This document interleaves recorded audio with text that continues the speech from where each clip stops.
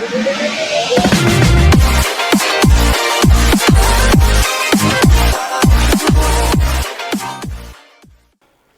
guys, how are you? Welcome back to our channel Key of Commerce. This is our part 3 of income from PGBP chapter. First 2 part में हमने deduction का concept अपना finish किया, जिसमें हमने देखा कि कौन कौन से एक्सपेंडिचर हमारे ऐसे हैं जिसकी डिडक्शन हमें नहीं मिलेगी। अब थर्ड पार्ट में हम अपना डिसअलाउंसेस का कॉन्सेप्ट स्टार्ट करेंगे। इसका मतलब ये है कि कौन कौन से एक्सपेंडिचर ऐसे हैं जिसकी हमें डिडक्शन नहीं मिलेगी, यानी कि वो हमारे नेट इनकम में से उसकी डिडक्शन नहीं मिलेगी और वो डिसअलाउड हो जाएंगे। तो गाइज अब हम अपनी वीडियो स्टार्ट करते हैं। और वीडियो स्टार्ट होने से पहले मैं आपको बताना चाहता हूँ एक इम्पोर्टेंट इन्फॉर्मेशन। जो भी स्टूडेंट यूजीसी नेट की प्रिपरेशन कर रहे हैं और जून 2021 अटैम्प्ट के लिए एलिजिबल हैं, तो अनअकैडमी ने अपने फ्रेश बैचेस लॉन्च कर दिए हैं, जिनकी डेट्स हैं 22 दिसंबर से लेके 29 दिसंबर तक। तो आप अपनी चॉइस के अकॉर्डिंग किसी भी बैच में एनरोल करा सकते हो। अनअकैडमी पे आपको टॉप फैकल्टी की गाइडेंस मिलेगी और आपको पेपर 1 एंड पेपर 2 का 100% सिलेबस कंप्लीट कराया जाएगा। और सिलेबस कंप्लीट कराने के साथ साथ आपको टिप्स, ट्रिक्स एंड स्ट्रेटजी, जो भी आपको एग्ज़ाम में रिक्वायरमेंट होती है जिससे आप अच्छे मार्क्स स्कोर कर सको, आपको सभी चीज़ें आपकी कवर कराई जाएगी और सभी चीज़ों पे ध्यान दिया जाएगा। और गाइज एक और गुड न्यूज़ ये है कि जो आपका प्राइस हाइक 25 दिसंबर से शाम 6 बजे से होने वाला था, उसकी डेट एक्सटेंड कर दी गई है 1 वीक से। अब आपको पास एक और बेनिफिट है और आप जल्दी से जल्दी अब एनरोल करा लो और प्राइस हाइक से बच सकते हैं। और साथ ही साथ आप हमारा कोड KOC10 भी यूज़ करें, जिससे कि आपको 10% एडिशनल डिस्काउंट भी मिलेगा। अब बात आती है कि आप कोर्स तक पहुंचोगे कैसे। तो अनअकैडमी की साइट पे पहुंचने के लिए आपको क्या करना पड़ेगा, हमारे डिस्क्रिप्शन में दिए गए फर्स्ट लिंक पर आप क्लिक करोगे और आप अनअकैडमी की साइट पे पहुंच जाओगे। वहाँ पे आपको सभी कोर्स दिखेंगे और आप अपनी चॉइस के अकॉर्डिंग जिस भी कोर्स में आपको रजिस्ट्रेशन कराना है, वहाँ पे आप अपना लिंक पे क्लिक करके अपने आप को रजिस्ट्रेशन करा सकते हैं। गाइस डिसअलाउंसेस का टॉपिक स्टार्ट करने से पहले हम बात करेंगे जनरल डिडक्शन के बारे में, जो कि हमारा पार्ट 2 का सेकंड टॉपिक था। उसमें मैंने आपको बताया था कि जनरल डिडक्शन यानी कि जो भी हमने डिडक्शन पढ़ी है, उसके अलावा बहुत सारे एक्सपेंडिचर होते हैं कंपनी में, तो सबकी हमको डिडक्शन क्या अलाउड हो जाएगी या नहीं हो जाएगी। तो उसके लिए आपको बस 2 चीज़ें ध्यान रखनी है कि वो एक्सपेंस आपका पर्सनल नेचर का नहीं होना चाहिए, यानी कि डायरेक्टर के घर का एक्सपेंडिचर नहीं होना चाहिए। पता चल रहा हो घर का राशन लेके आ रहा है और कंपनी में आके कह रहा है कि भाई ये तो कंपनी का एक्सपेंडिचर है और इसको अलाउड करो, ऐसा नहीं चलेगा, ठीक है। और दूसरी चीज़ क्या है, वो कैपिटल नेचर का नहीं होना चाहिए। अगर ये दोनों कंडीशन आपकी पूरी हो जाती है तो फिर आप उस एक्सपेंडिचर का डिडक्शन आप ले सकते हो, उसको आप माइनस कर सकते हो अपने किस में से, नेट इनकम में से, ठीक है। अब हम बात करते हैं अपने डिसअलाउंसेस कॉन्सेप्ट की। उसमें आपको 2 पार्ट्स में आपके डिवाइड किया गया है, एक सेक्शन 40A और एक सेक्शन 40, ये भी आपका A का हो गया, बट ये 40A नहीं है, ये 40 सब सेक्शन A है। वो आपका सेक्शन पूरा 40A है और ये सेक्शन 40 है, उसका सब सेक्शन A, ठीक है। तो इन 2 सेक्शन में आपको डिवाइड किया गया है पूरे डिसअलाउंसेस के टॉपिक को। आज हम इसको पूरा का पूरा फिनिश कर लेंगे। अब मैं सबसे पहले आपको बात करता हूँ सेक्शन 40A के अंदर आपके 4 आपके डिडक्शन है। 40A subsection 2, 40A subsection 3, 40A subsection 7 and 40A subsection 9। तो टोटल आपके 4 डिसअलाउंसेस आप पढ़ेंगे। सबसे पहले हम पढ़ते हैं 40A सबसेक्शन 2। इसमें आपको बताया गया है एक्सिस पेमेंट टू रिलेटिव्स, यानी कि आपने अपने रिलेटिव्स के साथ ट्रांजैक्शन करी कोई भी बिजनेस में, ठीक है, और आपने उसके लिए उसको क्या पे किया, एक्स्ट्रा अमाउंट पे कर दिया। मान लीजिए आपकी भी एक फैक्ट्री है, मतलब आप भी बिजनेस कर रहे हो और आपका एक रिलेटिव है वो भी बिजनेस कर रहा है, तो आपने क्या करा, उससे सामान परचेज किया, उसकी मार्केट वैल्यू एक्चुअल में आपकी 1 लाख रुपए और आपने उससे कितने में परचेज कर लिया, 1.5 लाख रुपए में, यानी कि 1.5 लाख में। तो आप बताओ आपने उसको कितने पेमेंट एक्स्ट्रा कर दी, 50,000 रुपये पेमेंट एक्स्ट्रा कर दी ना। तो इसका कहना क्या है, ये सेक्शन कहता है कि जो भी आपने एक्सिस पेमेंट करी है 50,000 की, उसकी आपको डिडक्शन नहीं मिलेगी। यानी कि आपका एक्सपेंडिचर कितना मानेंगे, हम तो 1 लाख ही मानेंगे, अब आप उसको एक्सिस में कितना ही पे करो। ऐसे तो फ्रॉड कर देगी ना कंपनी, मतलब रिलेटिव से ज़्यादा मतलब दिखा देगी, एक्चुअल में तो वो 1 ही लाख देगी इसको, पर कह देगी मैंने 2 लाख में खरीदा है, 4 लाख में खरीदा है। तो ये फ्रॉड से बचने के लिए क्या बोला गया है कि अगर कोई भी एक्सिस पेमेंट आप करते हो रिलेटिव को तो वो आपका डिसअलाउड हो जाएगा, उसकी डिडक्शन नहीं मिलेगी। ठीक है, ये आपका बोलता है कौन, 40A सबसेक्शन 2।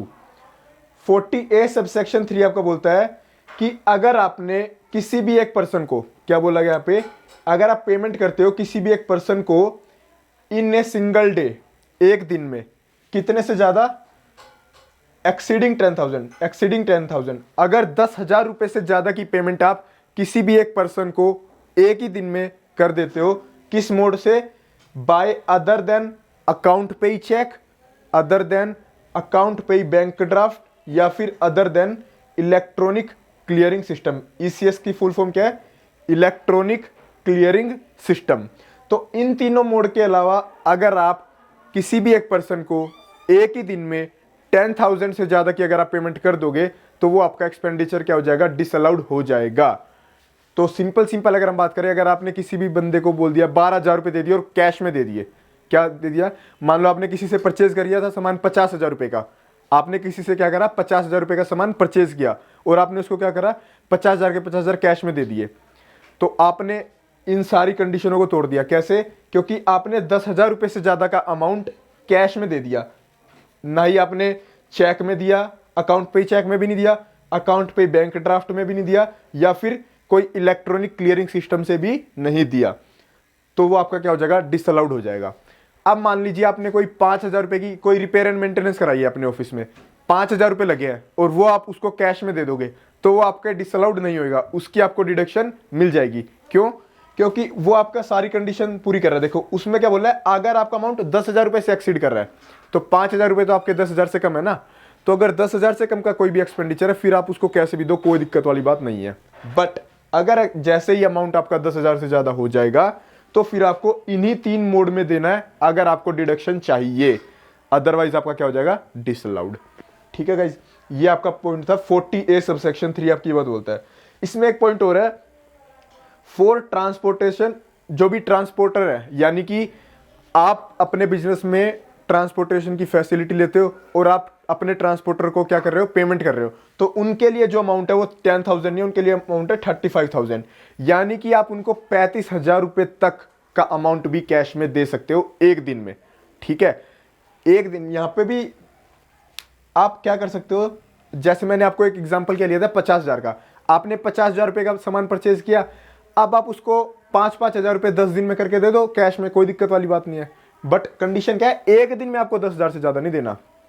ठीक है, पॉइंट आपको ये चीज ध्यान रखनी है। ऐसा नहीं है कि आप उसको कैश में दे ही नहीं सकते, आप उसको अगर आपको हर रोज देने हैं कि हर रोज 5,000 रुपए कैश में दे दो, कोई दिक्कत वाली बात नहीं है, चल जाएगा, आपका अलाउड हो जाएगा एक्सपेंडिचर। ठीक है, और ट्रांसपोर्टेशन के वो लिमिट कितनी है, 10,000 नहीं है, कितनी है, 35,000। अगर आप अपने ट्रांसपोर्टेशन को पेमेंट कर रहे हो ट्रांसपोर्टर को, तो आप 35,000 तक की पेमेंट कैश में कर सकते हो, वो भी सिंगल डे में। तो गाइज 40A सबसेक्शन 2 कंप्लीट हो गया, 40A सबसेक्शन 3 भी कंप्लीट हो गया। अब बात करते हैं 40A सबसेक्शन 7 की। इसमें बोला गया कि प्रोविजन फॉर ग्रेचुइटी। तो इसका मैं आपको कॉन्सेप्ट बताना चाहूंगा कि जो भी हमारी ग्रेचुइटी की पेमेंट होती है, यानी कि जो भी हमारे ग्रेचुइटी का अमाउंट होता है, उसकी वैल्यूएशन कौन करता है, एक्चुअरी उसकी वैल्यूएशन करता है।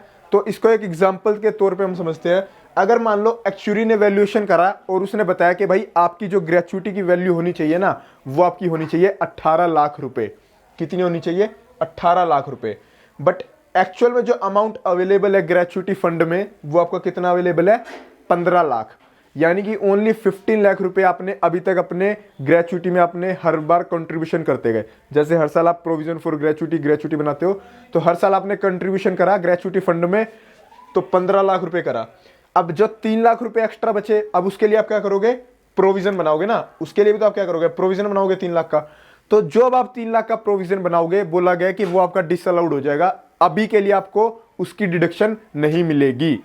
आप ये नहीं बोल सकते कि यार मैंने तो 3 लाख का प्रोविजन बना दिया तो ये मेरा एक्सपेंडिचर हो गया, मेरे को इसकी डिडक्शन दो। नहीं, इस प्रोविजन की आपको डिडक्शन नहीं मिलेगी। बट जब आप इस 3 लाख को, यानी कि जब आपके एम्प्लॉय वगैरह रिटायर होंगे और जब आप उसको ग्रेचुइटी की पेमेंट करोगे, जब आप उसको एक्चुअल में पेमेंट कर दोगे ना, फिर आपको ये क्या हो जाएगा, अलाउड हो जाएगा।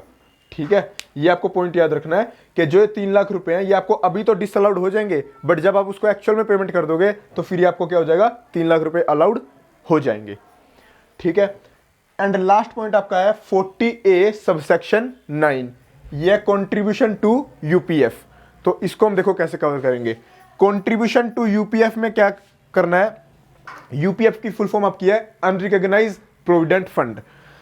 अगर आपको याद होगा जब हम अपना डिडक्शन का कॉन्सेप्ट कर रहे थे तो मैंने आपको उसमें बताया था एक पॉइंट कि अगर आप कंट्रीब्यूशन करते हो रिकॉग्नाइज फंड में, कोई भी रिकॉग्नाइज हो, recognise provident fund, pension fund, gratuity fund, पर वो रिकॉग्नाइज होना चाहिए तो आपको डिडक्शन मिल जाएगी। तो सिंपल सी बात है, अगर आपका अनरिकॉग्नाइज फंड होगा तो उसमें आपको डिडक्शन नहीं मिलेगी।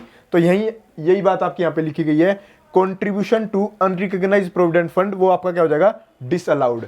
But when it is actually paid to employ then allowed. It means जब आपने कंट्रीब्यूशन करा अनरिकॉग्नाइज्ड फंड में उस टाइम तो आपका हो जाएगा डिसअलाउड, बट जब आप उसको एक्चुअल में पेड कर दोगे एम्प्लॉय को उस टाइम पे वो वापस से क्या हो जाएगा, अलाउड। अगर इसकी सिंपल सी बात मैं बताऊं तो टाइम गैप आ जाएगा, यानी कि जिस साल में आप कंट्रीब्यूशन कर दोगे उस साल में तो आपको डिडक्शन नहीं मिलेगा, बट जब आप 2-3 साल बाद, यानी कि जब भी आपका एम्प्लॉय रिटायर होगा, जब आप उसको एक्चुअल में पेमेंट कर दोगे, ठीक है, या फिर ये तो प्रोविडेंट फंड का है, प्रोविडेंट फंड तो एम्प्लॉय कभी भी निकाल सकता है, जब वो एक्चुअल में पैसा निकालेगा, जब उसको एक्चुअल में पेड हो जाएगा उस टाइम पे आपको डिडक्शन मिल जाएगी। ठीक है। तो गाइज ये आपके थे कुछ डिसअलाउंसेस 40A subsection 2, 40A subsection 3, 40A subsection 7, 40A subsection 9, 4 डिसअलाउंसेस आपने पढ़ ली। अब हम बात करेंगे जो सेक्शन 40A के टॉपिक है। अभी तो हमने जो सेक्शन 40A के अंडर के 4 डिसअलाउंसेस थी वो कवर कर ली। अब सेक्शन 40A सबसेक्शन A के अंदर जो भी आपके कवर होंगे वो हम डिसअलाउंसेस कवर कर लेंगे और फिर आपका डिसअलाउंसेस का टॉपिक फिनिश हो जाएगा। गाइस टोटल हमारे सेक्शन 40 सबसेक्शन A में कवर होंगे 6 डिसअलाउंसेस। 40A subsection 1, 40 subsection A close 1A, 40 subsection A close 3, 40 subsection A close 2, 40 subsection A close 2A and 40 subsection A close 5। क्या आपको ये सभी सेक्शन जो है वो लर्न करने हैं? नहीं, सेक्शन लर्न करने की जरूरत नहीं है, बट आपको उसके अंदर का कंटेंट याद रखना है। ऐसे ही अभी हमने जब 40A के जो पार्ट पढ़े थे हमने इससे पहले, तो उसके भी आपको अंदर के सेक्शन याद नहीं रखने, बट आपको बस कंटेंट याद रखना है कि हाँ कौन कौन से हमारे एक्सपेंडिचर ऐसे हैं जो हमारे डिसअलाउंसेस हो जाएंगे, उसको हमको डिसअलाउड हो जाएगा वो। ठीक है, बस आपको इतना याद रखना है, आपको इन पे सेक्शन पे ध्यान नहीं देना। अगर आप लर्न कर सको तो कर लेना, अच्छी बात है, बट इन पे ज़्यादा ध्यान देने की जरूरत नहीं है। आपको मेन फोकस जो करना है आपके कंटेंट पे ध्यान देना है। ठीक है, तो स्टार्ट करते हैं अपने फर्स्ट डिसअलाउंसेस से। 40 सबसेक्शन A क्लोज 1। अगर हम पेमेंट करते हैं किसी भी नॉन रेजिडेंट को of any interest, royalty, fees for technical nature, ठीक है, अगर हम इन सब की पेमेंट करते हैं किसी भी NRI को यानी कि नॉन रेजिडेंट पर्सन को, तो वो आपका क्या हो जाएगा, कब डिसअलाउड होगा? देखो ऐसा नहीं कि हमेशा डिसअलाउड होगा, अगर आपका 100% डिसअलाउड हो जाएगा इफ ये दोनों में से कोई भी एक कंडीशन हो गई। तो अगर आपने TDS उसका डिडक्ट नहीं करा पूरे साल में, अगर आपने TDS उसका डिडक्ट ही नहीं करा तो फिर आपका क्या हो जाएगा, वो एक्सपेंस डिसअलाउड हो जाएगा। या फिर आपने डिडक्ट तो कर लिया, after deducting not paid till due date of ROI मतलब return of income. It means, अब बताओ पहले ड्यू डेट कब आती है रिटर्न ऑफ इनकम की? ये आपकी जनरली कंपनी की क्या होती है, 30 सितंबर। ठीक है, अब मैं मान के चलता हूं, आपको एग्जांपल से समझाता हूं। ये हमारा प्रीवियस ईयर क्या है, मान लो 1920, ये हमारा प्रीवियस ईयर है, और असेसमेंट ईयर हमारा क्या हो जाएगा 2021। ठीक है, तो हमने मान लो अपने नॉन रेजिडेंट को इंटरेस्ट की पेमेंट करनी है। एक नॉन रेजिडेंट पर्सन है, उसको हमें इंटरेस्ट की पेमेंट करनी है 5 लाख रुपए। कितने रुपए देने हैं? 5 लाख रुपए उसको इंटरेस्ट देने हैं। ठीक है, तो अब हमको 5 लाख रुपए इंटरेस्ट देना है, तो हमको TDS उस पर डिडक्ट करना था, उस पर हमको TDS डिडक्ट करना था। अगर हम उसका TDS डिडक्ट कर लेते फिर तो हमको वो जो हमारे पूरे 5 लाख रुपए हैं वो हमको डिडक्शन मिल जाती, क्योंकि इंटरेस्ट है तो हमारा एक्सपेंडिचर है ना, तो हमको डिडक्शन तो मिलनी चाहिए थी। बट अगर आपने उसका TDS काट लिया एंड ड्यू डेट से पहले, ड्यू डेट कब होगी, अगर आपकी 19-20 की रिटर्न है तो उसकी ड्यू डेट होगी आपकी 30/9/2020, है ना, ईयर खत्म होने के 6 महीने के बाद 30 सितंबर 2020। 20, यहाँ की आपकी होगी ड्यू डेट। तो अगर आपने 31 मार्च 20 तक 31 मार्च 20 तक अगर आपने टीडीएस डिडक्ट कर लिया, क्योंकि टीडीएस तो आपको उसी साल में डिडक्ट करना पड़ेगा ना, तो दो चीजें ध्यान रखनी है। अगर आपने टीडीएस डिडक्ट कर लिया 31 मार्च 2020 तक, 31 मार्च 2020 तक अगर आपने टीडीएस डिडक्ट कर लिया, फर्स्ट वाली कंडीशन, और सेकंड क्या है, और आपने 30 सितंबर 2020 तक उसको पे भी कर दिया, किसको, गवर्नमेंट को। अगर आपने दोनों चीजें फुलफिल कर दी तो आपको पूरे के पूरे 5 लाख रुपए क्या हो जाएंगे, डिडक्शन मिल जाएगी, ठीक है। बट अगर आपने उन दोनों में से किसी भी एक चीज को पूरा नहीं किया तो आपको पूरा का पूरा 5 लाख रुपए आपके क्या हो जाएंगे, डिसअलाउड। मान लो आपने उसकी डिडक्शन तो कर ली 31 मार्च 2020 से पहले, आपने टीडीएस तो डिडक्ट कर लिया, बट गवर्नमेंट के पास उसको जमा नहीं कराया, 30 सितंबर 2020 तक उसको जमा नहीं कराया, तो फिर भी आपका क्या हो जाएगा, पूरा का पूरा 5 लाख रुपए क्या हो जाएंगे, डिसअलाउड हो जाएंगे। अब आप सोचोगे सर क्या ये डिसअलाउड जो अमाउंट हो जाएगा वो आपको कभी भी अलाउड नहीं होगा आगे, वो आपका अलाउड हो जाएगा, वो आपका अलाउड हो जाएगा। देखो उसके लिए पढ़ते हैं हम, where tax deducted in subsequent year, यानी कि आपका टैक्स क्या हुआ है आपका उसके, यानी कि 1920 का ईयर था ना, उसके बाद 1920 में आपने नहीं काटा टीडीएस, उसके बाद काटा है, ठीक है। तो फिर या तो ये कंडीशन हो सकती है, या फिर सेकंड कंडीशन क्या बनेगी, आपने डिडक्ट तो उसी ईयर में कर लिया था, बट आपने पे कब करा है, ड्यू डेट के बाद। जैसा कि मैंने अभी आपको बताया था कि आपने ड्यू डेट तक तो पे नहीं किया, तो आप क्या सोचोगे कि हमको अब डिडक्शन तो मिलेगा नहीं, मिल जाएगा, बट अब क्या मिलेगा, जिस साल में आपने पेमेंट करी होगी ना उस साल में डिडक्शन मिलेगा। अगर मैं इसको भी एग्जांपल से समझाऊं, देखो मैं यहाँ पे आपके तीन केस बनाता हूं, फिर आपको पूरा का पूरा क्लियर हो जाएगा। 3 केस मैं आपके बनाता हूं, किधर बनाता हूं, यहाँ पे, ठीक है। 3 केस मैं आपके बनाता हूं। फर्स्ट केस आपका डिडक्ट 19 डिडक्ट कर लिया आपने 1/10/19 को, ठीक है, और यहाँ पे डिडक्ट कर आपने मान लो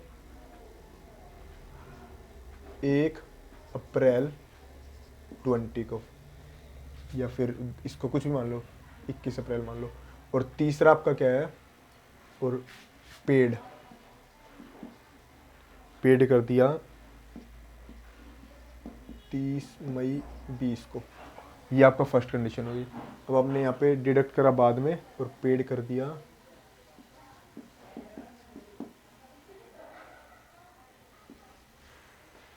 यहाँ पे डिडक्ट ही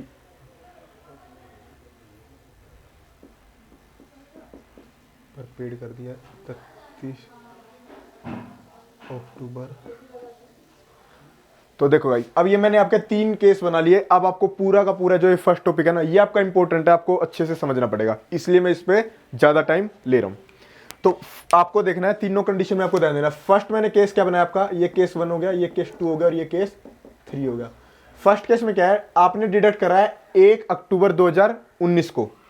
तो अगर आपने 1 अक्टूबर 2019 को डिडक्ट करा है तो बताओ टीडीएस आपने डिडक्ट कर लिया टाइमली कैसे डिडक्ट करेंगे, उसी ईयर में डिडक्ट करना है, यानी कि 19-20 में ही। तो आपने 19-20 में ही तो डिडक्ट कर लिया, तो फर्स्ट कंडीशन ठीक है। सेकंड क्या बोला है, अगर आपने डिडक्ट करने के बाद अगर आपने उसको टाइमली डिपॉजिट कर लिया, और डिपॉजिट का टाइम क्या है, आपको ड्यू डेट से पहले पहले आपको जमा करा देना है, और ड्यू डेट 19-20 वाले ईयर की ड्यू डेट कब आएगी, 30/9/2020। तो क्या ये 30/9/2020 से पहले पेड भी होगा, बिल्कुल। तो दोनों चीजें पूरी हो गई, तो आपको इसमें डिडक्शन मिल जाएगी, यानी कि यहाँ पे आपका डिसअलाउड नहीं होगा, डिडक्शन मिल जाएगी, ठीक है। तो इसमें डिडक्शन मिल जाएगी। अब सेकंड में आते हैं। अब इसमें फिर से देखो, क्या आपने इसका टीडीएस डिडक्ट कर लिया, तो टीडीएस आपने डिडक्ट कर रहा है उसी ईयर में, नहीं, ये तो आपने 21 अप्रैल को करा है, 31 मार्च 2020 तक तो आपने डिडक्ट नहीं करा। तो इसका मतलब अब आपको इसकी डिडक्शन नहीं मिलेगी 19-20 में, क्योंकि हम प्रीवियस ईयर 19-20 की बात कर रहे हैं ना, तो 19-20 में तो इसकी डिडक्शन नहीं मिलेगी, जो कि कॉन्सेप्ट हमने यहां तक पढ़ा था। 19-20 में अब आपकी डिडक्शन इसकी नहीं मिलेगी, अब ये आगे चला गया कॉन्सेप्ट। अब बात आती है, अब आपके दिमाग में पॉइंट आएगा कि हमने चलो 19-20 में तो हमको डिडक्शन नहीं मिलेगी, बट इसका हमने बाद में डिडक्ट करके पे तो कर दिया टैक्स। अब आप कहोगे अब तो हमको डिडक्शन मिलनी चाहिए, बिल्कुल, अब आपको डिडक्शन मिल जाएगी। उसके लिए आपको ये पढ़ना पड़ेगा नीचे का। इसमें आपकी 2 कंडीशन यहाँ पे भी है, क्या, अगर आपने टैक्स डिडक्टेड करा है इन सब्सिक्वेंट ईयर, तो देखो यही तो कंडीशन बन रही है यहाँ पे, क्या करा आपने टैक्स डिडक्ट करा है सब्सिक्वेंट ईयर में, 19-20 में तो नहीं गया, पर आपने 20-21 में टैक्स डिडक्ट कर लिया, तो यहाँ पे आपका फर्स्ट वाली कंडीशन बन गई। तो इस केस में आपने डिडक्ट कर लिया और फिर पे कर लिया, तो इस केस में आपका 20-21 में डिडक्शन मिलेगी, ना कि 19-20 में। डिडक्शन तो यहां भी मिलेगी, यहां पे डिडक्शन मिलेगी 19-20 में, और यहाँ पे 19-20 में तो डिसअलाउड हो जाएगा, उस साल के लिए तो क्या हो जाएगा, डिसअलाउड। बट 20-21 में यहाँ पे आपको डिडक्शन मिल जाएगी। ठीक है, अब थर्ड केस आता है। थर्ड केस में देखो, थर्ड केस में आपका क्या आता है, टीडीएस आपने डिडक्ट करा दिया 31 मार्च 2020 से पहले आपने डिडक्ट कर लिया, बिल्कुल कर लिया। फर्स्ट कंडीशन तो आपने पूरी कर ली थी। बट सेकंड कंडीशन हमारी क्या होती है कि डिडक्ट करने के बाद अगर आपने ड्यू डेट तक आपने उसको डिपॉजिट करा दिया तो आपको डिडक्शन मिल जाएगी उस ईयर में। बट आपने ड्यू डेट तक तो नहीं कराया, 31 अक्टूबर 2020 यानी कि 30 सितंबर 2020 के बाद हो गया ना, तो उससे पहले आपने डिपॉजिट नहीं कराया, तो इट मींस 19-20 में तो आपका यहां पे भी क्या हो गया, डिसअलाउड। 19-20 में तो यहां भी डिसअलाउड हो गया। पर क्या अब आपको आगे डिडक्शन मिलेगी, हाँ मिल जाएगी। अब देखो आगे के लिए मैंने दो चीजें बताई है, या तो आपका टैक्स आपने डिडक्ट करा है सब्सिक्वेंट ईयर में, या फिर आपने क्या हुआ होगा, has been deducted in previous year, यानी कि आपने डिडक्ट तो कर लिया था प्रीवियस ईयर में ही, उसी साल में, बट आपने पेड करा है आफ्टर ड्यू डेट। तो ये वाली कंडीशन बिल्कुल सेम हो रही है। आपने डिडक्ट तो कर लिया था प्रीवियस ईयर में ही, बट आपने उसको पे कब करा है, आफ्टर ड्यू डेट। ठीक है, तो ये अगर कंडीशन पूरी हो गई तो उसमें आपका अलाउड कब होगा, in which year payment is made. तो पेमेंट आपने मेड करी है 20-21 में, तो ये भी आपको अलाउड होगा 2021 में। ठीक है, तो ये आपका एक इंपॉर्टेंट कॉन्सेप्ट है, आपको ध्यान रखना है टीडीएस का। कुछ भी नहीं करना, बस सिंपल सी दो कंडीशन याद रखनी है। अगर आपने उसी प्रीवियस ईयर में टीडीएस डिडक्ट कर लिया और ड्यू डेट तक आपने उसको पे कर दिया, तब तो आपको डिडक्शन अलाउड हो जाएगी, कुछ भी डिसअलाउंसेस नहीं होगा। बट अगर इन दोनों में से एक भी कंडीशन फेल हो जाती है तो फिर आपको क्या हो जाएगा, आपका उस टाइम के लिए तो डिसअलाउड हो जाएगा, बट उसके बाद आपने जिस भी साल में पे कर दिया होगा उस साल में आपको अलाउड हो जाएगा। ठीक है, ये आपका कॉन्सेप्ट था। अब बात करते हैं 40 सबसेक्शन ए क्लोज 1A की। इसमें क्या बोला गया है, अगर आप पेमेंट करते हो रेजिडेंट को, उसमें आपका क्या था, पेमेंट आपको करनी है नॉन रेजिडेंट को, और यहाँ पे क्या है, पेमेंट रेजिडेंट को करोगे। तो इस केस में सेम बिल्कुल एज इट इज आपका वही वाला कॉन्सेप्ट है, बस यहाँ पे आपको जो डिसअलाउंसेस होगी वो 30% की होगी, पूरे के पूरे आपके अमाउंट की नहीं होगी। वो एग्जांपल लेते हैं सेम, अगर आपका 5 लाख रुपए का इंटरेस्ट का अमाउंट था तो यहाँ पे आपका 5 लाख पूरा डिसअलाउड नहीं होगा, आपका यहाँ पे अलाउड होगा उसका 30%, यानी कि 1.5 लाख रुपए, वो आपके यहाँ पे डिसअलाउड हो जाएंगे। बाकी टोटल सेम कॉन्सेप्ट है। देखो वही दो कंडीशन है, टीडीएस या तो आपने डिडक्ट नहीं करा या फिर डिडक्ट कर लिया बट आपने ड्यू डेट तक उसको पे नहीं किया, यही दो कंडीशन। इसलिए मैंने आपको ये पूरा एक डिटेल में करा दिया, सेकंड आपका ऑटोमेटिकली कवर हो गया। बस एक डिफरेंस है, दोबारा मैं आपको बता रहा हूँ, बार बार बता रहा हूँ, क्योंकि यहाँ पे बच्चे गलती करेंगे। यहाँ पे आपका 100% डिसअलाउड हो जाएगा और यहाँ पे आपका 30% डिसअलाउड हो जाएगा। रेजिडेंट के केस में 30, नॉन रेजिडेंट के केस में 100, दैट्स इट। और जो ये वाला जो पोर्शन है ना, ये दोनों के लिए सेम है। ठीक है, तो बिल्कुल एज इट इज दोनों सेम है। अब आगे बढ़ते हैं हम 40 सबसेक्शन ए क्लोज 3 में। इसमें क्या बोला गया, salary to non resident. Salary to non resident का मतलब क्या है, अब आप बोलोगे कि नॉन रेजिडेंट को तो सब वहीं पे कवर्ड हो गया, नहीं, बस सैलरी के लिए यहाँ पे अलग बनाया गया, बाकी पेमेंट वहां पे कवर्ड हो जाएगी, बट एक सैलरी के लिए अलग से बनाया गया सेक्शन। अगर हम नॉन रेजिडेंट को सैलरी पेड करते हैं तो वो भी आपकी 100% डिसअलाउड हो जाएगी अगर टैक्स डिडक्ट नहीं करा प्लस डू नॉट पे। अब आप यहां पे देखो, ध्यान से देखो क्या चीज है, डिफरेंस है इस प्लस का।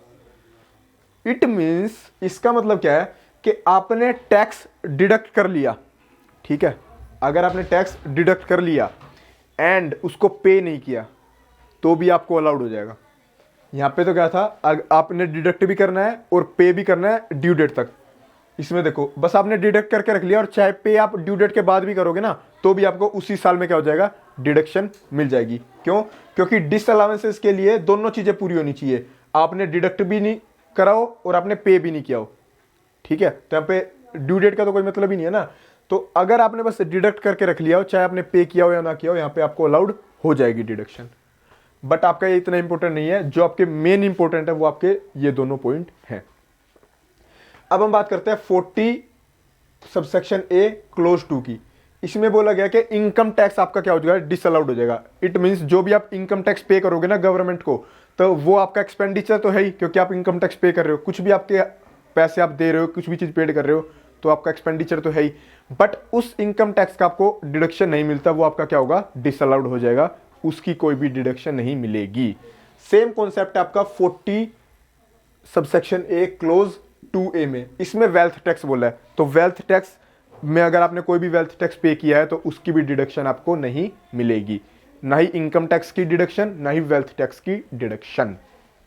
एंड लास्ट आपका क्या है, लास्ट मैंने आपका यहाँ पे ले लिया है, इसमें क्या है 40 सबसेक्शन ए क्लोज 5, इसमें क्या बोला गया है, अगर कोई भी इंप्लॉयर पे करता है टैक्स, किस चीज पे, नॉन मॉनेटरी परक्विजिट अपने इंप्लॉय को, यानी कि अगर किसी भी इंप्लॉयर ने, मान लो मेरा बिजनेस है, मैं इंप्लॉयर हूं, मैंने अपने इंप्लॉय को कोई भी नॉन मॉनेटरी परक्विजिट दिया है। अब ये परक्विजिट क्या होता है, नॉन मॉनेटरी क्या होता है, सब आपको पढ़ने को मिलेगा किसमें, सैलरी वाले चैप्टर में, इनकम फ्रॉम सैलरी, तो वो भी चैप्टर आपका अपलोडेड है हमारे चैनल पे। अगर आपको उस चैप्टर में कोई भी दिक्कत आती है तो आप उसको वीडियो को वॉच कर सकते हैं, ठीक है।